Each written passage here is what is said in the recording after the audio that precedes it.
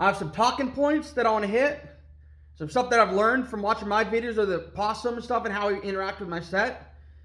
Watch this quick 5-minute clip. I'm going to post, then I'm going to come back and talk to you about what I learned. Understand better what I'm doing.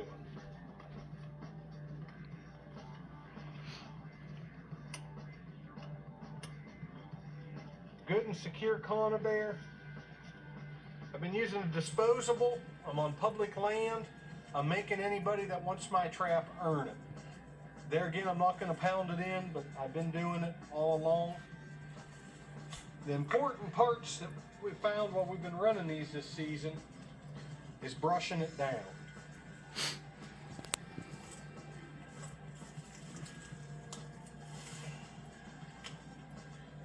Starting to force the raccoon on his trail, which it's easier in the brush, of course. I'm probably 9 inches in front of the trail, starting to force the animal down. I'm getting his head and his whole mindset to start avoiding brush, and he's ducking and crawling. If you've trapped any number of raccoons, you've seen the tunnels in the high grass around and know what I'm talking about. Well, they'll have an open grass trail, then it'll go down to a hole through real thick weeds. So we're kind of simulating. I've been doing this 9 inches in front and back. The benefit of it also has been hiding raccoons from people that could be competition or Johnny Sneakum.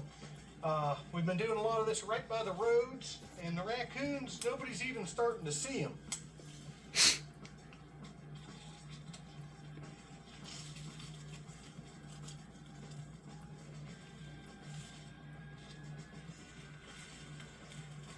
There you have it. That's a quick variation to explain more in depth, because a lot of the footage you'll see on the tape you won't understand, but here in the opening it will explain a little better. I've been taking a wad of grass on some of these stabilizers and putting underneath too. It's kind of a chin lift when they're walking along.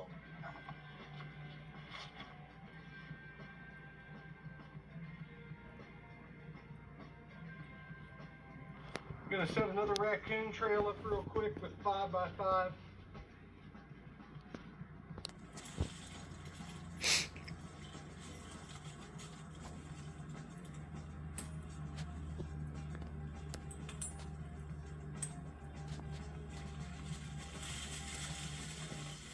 Nestle this in. We're going to camo it up. We're on public ground.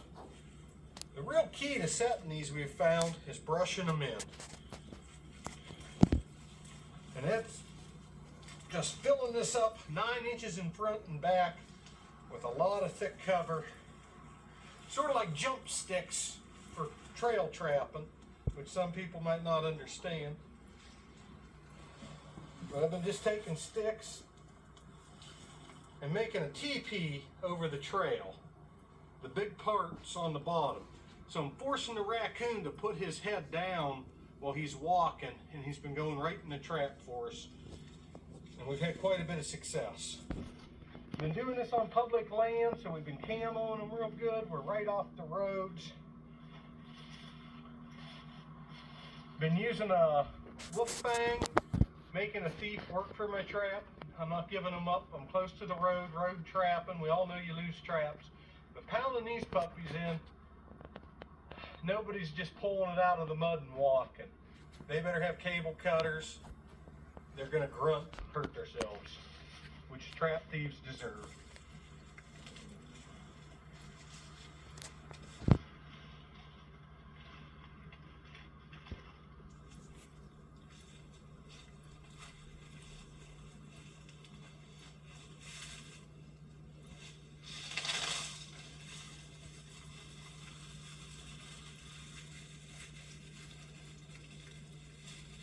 Safeties, don't want to make a mistake leaving them on.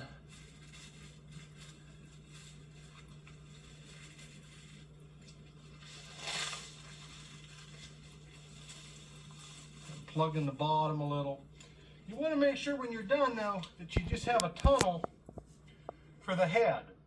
You want to get him back here where he's walking, just nice and open. Then he gets down and starts working in here. That way his head's not here, there's brush. He puts it down, bang. He's right in the kill area of the trap. We've been suitcasing the real little coons, but the big raccoons, the ones we're after, the trap's getting them right behind the ears. There's hardly any struggle. It's a good, quick, humane dispatch. There's no snare mark, no damage to the fur. We have beautiful dry raccoons at the end of the day to skin.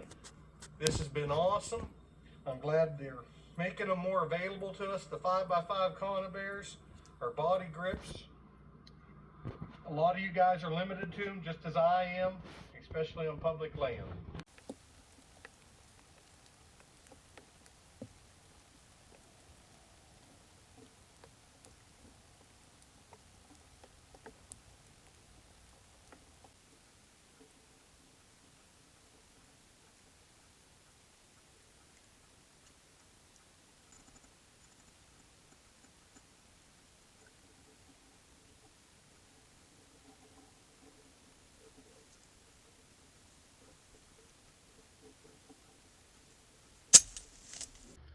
So my mistake that I made, right? You can watch that clip and see what happened, right? The possum in the video, that other video, went around and looked in the front, didn't like it, went around the back, came in the tunnel, and went out the front where I wanted him to come because it was funneled.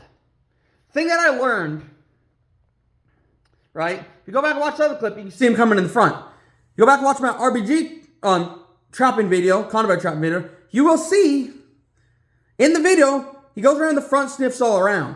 Sniffs the front, sniffs all things because I had sin on my hands. I had oils. Same thing happens with human hand oils, regular human oil. Everybody has a little bit of oil in their hands, grease, or whatever you want to call it. But I touched bait, opened the hole, put the bait in, then closed the hole, put the trap in there, did all that stuff. Boxed in. Well, he smelled the bait on my hands that he ate from in front of the trap, went to the trap, smelled the brush, smelled the trap, and went around the back because he knew what more was in there, came in from the back and ate stuff and went through the trap. All he saw was a tunnel and an exit. So what I learned in this last clip from Scott Adams' 5x5 tactical raccoon trapping is simple. It's very simple what I learned. It's that reverse what I did. Or you can double-side it.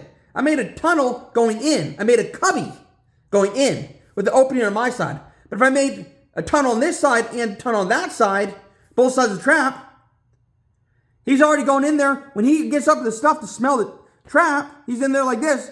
He really doesn't have anywhere to turn around. So all he has, he's just like, oh, well, I can't turn around. I'm going to walk forward. Then he goes through the trap and gets hit. That was one of my mistakes last season in that video. I got both the possums, like they were wiped out. I got both of them, they're done. Caught them both, no problem. But some of the things that prolonged trapping those animals and prolonged catching them, like a couple days, when I saw them on one video, it took them a day later to get caught. The other video, which I don't have footage of because it's too foggy, the lens was blurred, I had them in there, sniffing around, didn't like it. Came back a day later, went right in because I had a bucket. That time, I had the back shut.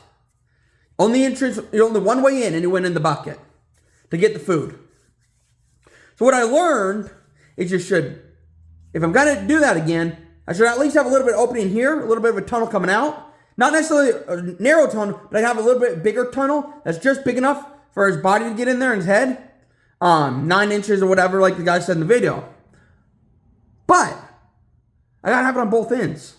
If I'm going to make a cubby, a natural cubby, and I have scent there, he's going to smell the scent and go away. Or just eliminate scent and solve the problem. But that's the two things I learned. Got live and learn, right?